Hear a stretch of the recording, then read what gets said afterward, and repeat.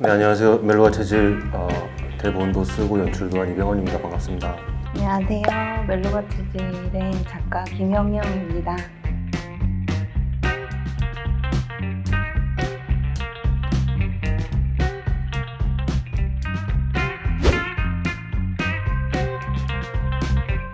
그런 반응들은 제가 SNS나 이런 거 좀 찾아보는 편이라서 감사하잖아요.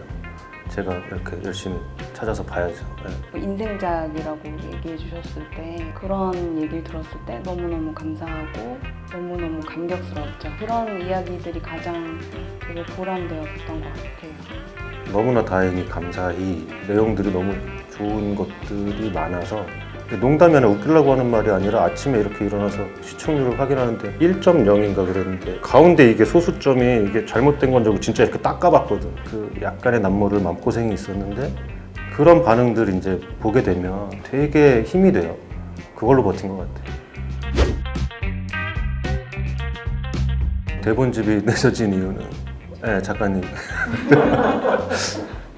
일단 먼저 사죄의 말씀을 드리고 싶습니다. 대본집이 늦게 나온 건 사실 저 때문인데요. 저는 사실 이제 시즌2를 할 수 있지 않을까? 이런 생각을 하고 있었어서 한꺼번에 내는 게 좋겠다. 이래서 계속 이제 그런 주장을 해오다가 뭐 감독님도 저도 이제 스케줄이 바빠서 각자의 작품을 하다가 시간이 좀 많이 지나게 되어서 이제는 좀 그 대본집 요청을 받아들여야겠다라고 해서 지금 이제 나오게 된 것 같습니다.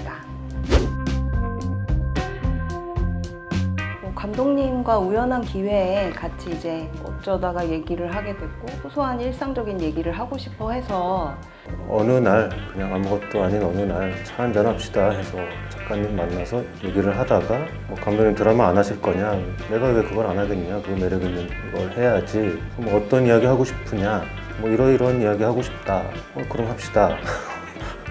그럼 뭐 제가 이러이러한 이야기를 하기 위해서 메모장이 좀 채워져 있으니 작가님이 조금 이야기 라인을 좀 짜주시면 제가 한번 뭐 작업을 해보리다, 뭐 그런 식으로 해서 시작을 했던 것 같고, 그냥 보통 사람들 일상적인 그냥 살면서 겪는 모든 만남, 감정, 그런 소소한 이야기들을 하고 싶었고, 그래서 아마 그렇게 인물이 추려진 것 같아요, 자연스럽게.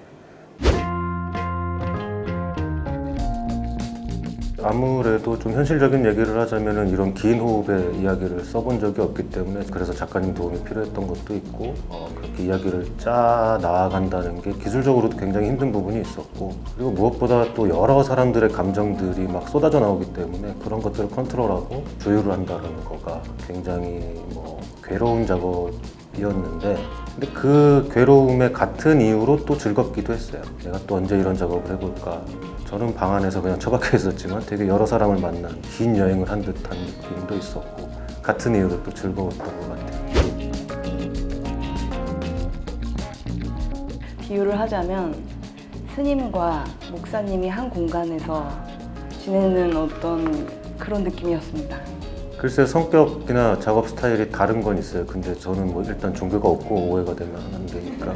감독님이 이제 목탁을 두들기시면 저는 아침 기도를 드려야 되는데 서로 목적하는 바는 같은데 서로 굉장히 다른 거죠. 감독님의 또 레벨은 주지 스님급이어서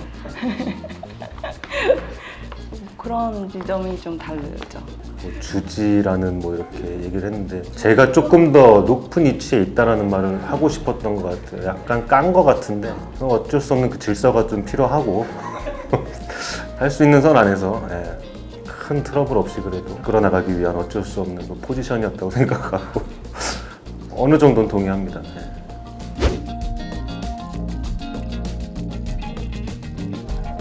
멜로가 체질에 한해서만은 아니고 소스나 영감은 그냥 쌓이는 것 같아요. 시간을 통해서 사람에 대한 이해도나 그런 것들이 깊어지면서 좀 쌓이는 것 같아요.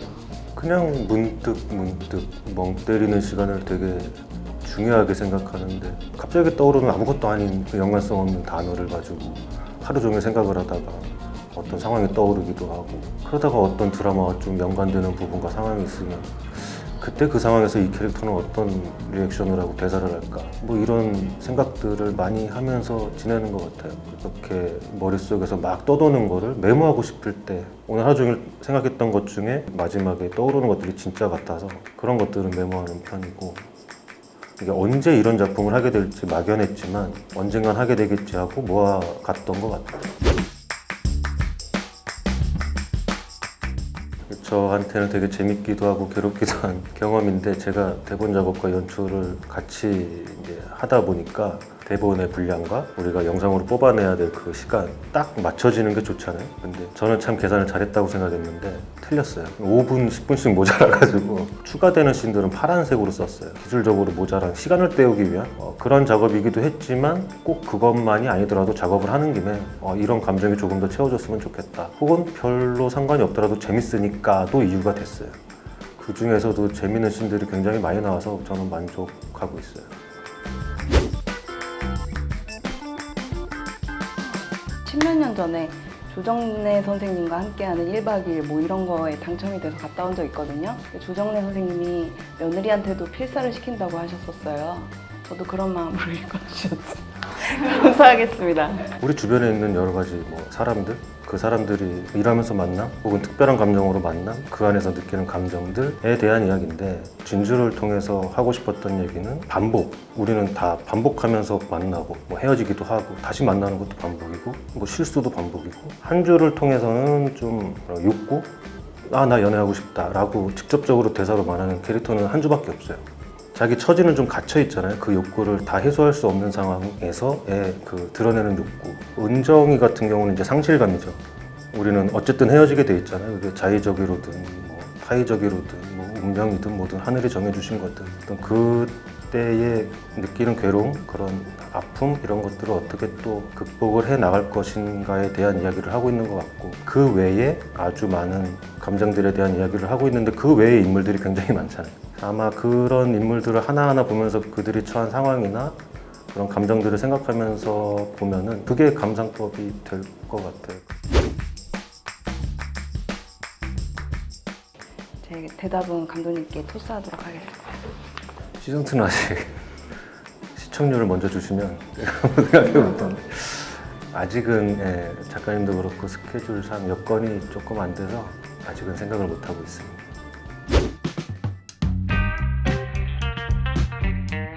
멜로가 체질을 사랑해주신 독자 여러분, 시청자 여러분께 너무 감사드리고요. 이렇게 좋은 작품을 함께 할 수 있어서 저도 너무 행복했고, 여러분들도 많이 작품을 보면서 위로받고 위안 받으셨으면 좋겠습니다. 감사합니다. 제가 드라마 촬영 끝나고 쫑파티에서 스태프들한테 한 말이 있어요. 우리 드라마는 굉장히 오랫동안 회자될 거고 오래오래 사람들이 보고 감상하며 즐기는 드라마가 될 거다. 미적지근한 3%보다 뜨거운 1%가 더 섹시하다 라는 말을 한 적이 있는데, 그게 위로 차원이었거든요, 저 스스로. 그 말이 좀 현실이 된 것 같아서 그게 너무 감사해요. 그걸 현실화 시켜주셔서 너무 감사드린다라는 말밖에 드릴 말이 없네요. 정말 감사드립니다.